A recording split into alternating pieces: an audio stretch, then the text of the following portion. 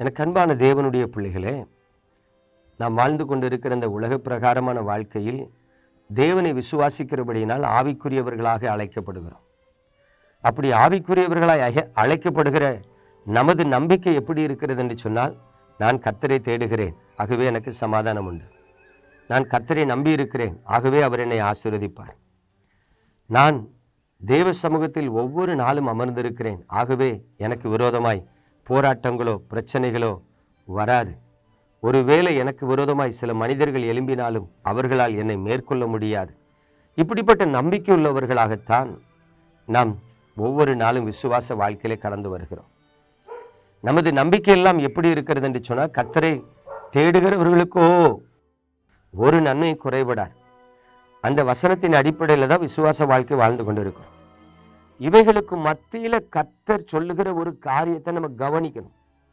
கர்த்தர் என்ன சொல்றாங்கன்னு கவனிச்சு பார்த்தீங்கன்னா, சங்கீதம் 105:25 தம்முடைய ஜனங்களை பகைக்கவும் தம்முடைய ஊழியக்காரரை வஞ்சனையாய் நடத்தவும் அவர்களுடைய இருதயத்தை மாற்றினார்.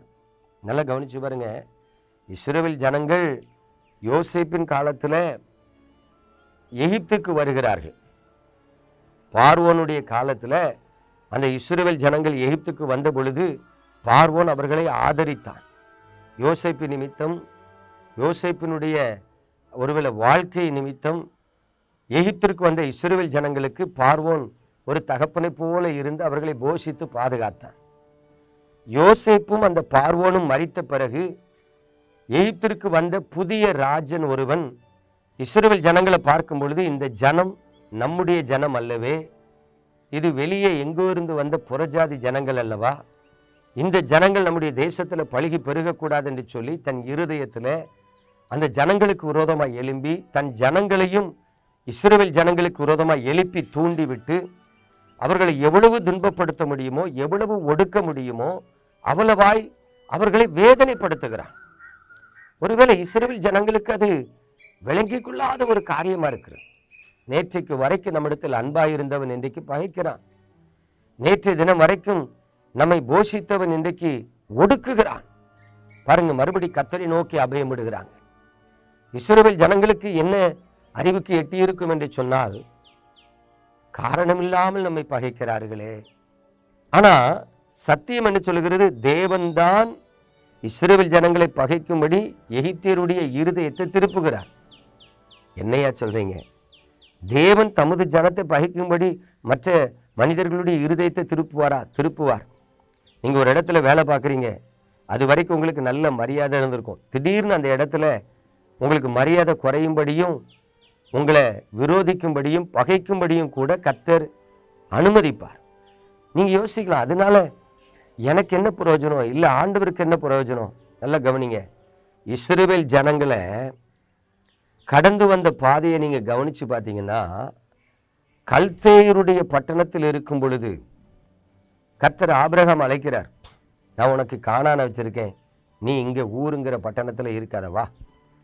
அப்ப தேவன் ஊருங்கிற பட்டணத்தில் இருந்து பிரித்தெடுத்து கொண்டு கானானுக்கு கொண்டு போய் ஆபிரகாமை வைத்து ஆசீர்வதிக்கிறார்.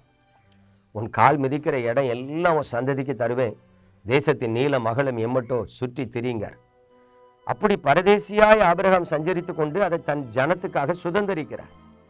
ஆனால் யோசேப்பின் காலம் வரும் பொழுது யோசேப்பை ஆசீர்வதிப்பதற்காக, யோசேப்பை கனப்படுத்துவதற்காக கர்த்தர் யோசேப்புக்கு சொன்ன வாக்குத்தத்தை நிறைவேறும்படிக்கு அவனை எகிப்துக்கு கொண்டு போய் அவன் சொந்த ஜனங்கள் அவனை விழுந்து வணங்கி பணிந்து கொள்ளும்படி செய்கிறார். இப்போ யோசேப்புக்கு சொன்ன வாக்குத்தத்தை நிறைவேறுகிறதுக்காக தான் இஸ்ரவேல் ஜனங்களை எகிப்துக்கு கர்த்தரை கூட்டிட்டு வரார். ஆனா இஸ்ரவேல் ஜனங்கள் இருக்கக்கூடிய இடம் எங்க? ஆபிரகாமுக்கு சொன்னது போல அவங்க கானான்ல இருக்கணும். ஆனா யோசேப்பு காலத்துல எகிப்துக்கு வந்தவங்க சுகமா வாழ்ந்திருந்ததுனால கானான மறந்துட்டாங்க. அதுதான் அவர்கள் சொந்த தேசம். அந்த சொந்த தேசத்துக்கு போகணுங்கிறத மறந்துட்டாங்க. அவங்க விரும்பல. ஏன்? எகிப்தே சுகமா இருக்கு, எகிப்தே போதுமானதா இருக்கு, அதனால இங்கே உட்கார்ந்துட்டாங்க. அதனாலதான் இஸ்ரவேல் ஜனங்களுடைய இருதயம் எகிப்தை வெறுக்கும்படிக்கு எகிப்தியர்கள் இஸ்ரவேல் ஜனங்களை வெறுக்கும்படி கர்த்தர் மாற்றுகிறார். அல்லேலூயா. அப்போ எகிப்தியர்கள் இஸ்ரவேலரை வெறுத்து ஒடுக்க ஆரம்பிக்கும் பொழுது இஸ்ரவேல் ஜனங்கள் கர்த்தரை நோக்கி கூப்பிடுறாங்க.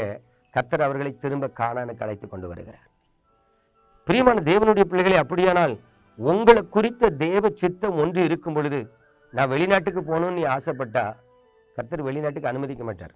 கர்த்தருடைய சித்தத்தை மீறி நீ வெளிநாட்டில் போய் வேலை பார்த்தா அங்கே ஒன்று பகைச்சி இந்தியாவுக்கு கொண்டு வர கர்த்தர் கிருபை செய்வார். ஒருவேளை நீங்கள் உங்கள் சொந்த பட்டணத்தில் இருந்து ஊழியம் செய்யணும்னு தேவன் விரும்பலாம். நீங்கள் சென்னையில் போய் உட்காந்துட்டு இருந்தால் அங்கே உங்களுக்கு சுற்றி வாசலை அடைச்சிருவார். உங்கள் காரியங்கள் வாய்க்காது. நீங்கள் சொந்த ஊருக்கு வந்தால் தான் நடக்கும். இப்போ கவனித்து பாருங்க. அப்போ இன்றைக்கு உங்கள் வாழ்க்கையில் சில நேரம் நீங்கள் இருக்கிற இடத்துல மனிதர்கள் உங்களை பகைக்கிறார்கள்னா தேவ சமூகத்தில் உட்கார்ந்து விசாரிங்க, ஜெபம் பண்ணுங்க. நான் என்ன செய்ய சித்தமாக இருக்கிறேன். அப்பந்தான் உங்களை குறித்த தேவ சித்தத்தை ஆண்டவர் நிறைவேற்ற முடியும். ஆகவே எனக்கு அன்பான தேவனுடைய பிள்ளைகளே, சில வேளைகளில் மனிதர்கள் உங்களை பகைக்கவும் வெறுக்கவும் உங்களுக்கு விரோதமாக எழும்பவும் தேவனே அனுமதிப்பார். ஏன்? உங்களை குறித்து தேவன் வைத்திருக்கிற சித்தத்தை நிறைவேற்றும்படிக்கு. அதனால சும்மா உட்காந்து என் சத்துருக்களை நீர் அழித்து போடும், என்னை சுற்றி இருக்கிற சத்துருக்களை என்னை விட்டு விலக்குன்னு எப்போ பார்த்தாலும் ஜெபிக்கக்கூடாது. சரியா?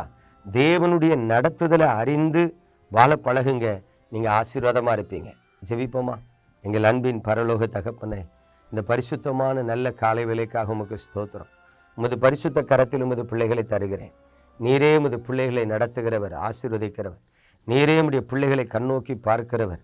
ஆகவே உமது பிள்ளைகளின் வாழ்க்கையிலும் உங்கள் சித்தை நிறைவேறுவதற்கு நீங்கள் கிருபை செய்யும்படி இயேசு கிறிஸ்துவின் அன்பின் நாமத்தில் ஜெபிக்கிறேன், ஆசீர்வதிக்கிறேன். ஜெபம் கேளும் எங்கள் ஜீவனுள்ள பரம தகப்பனே. ஆமென்.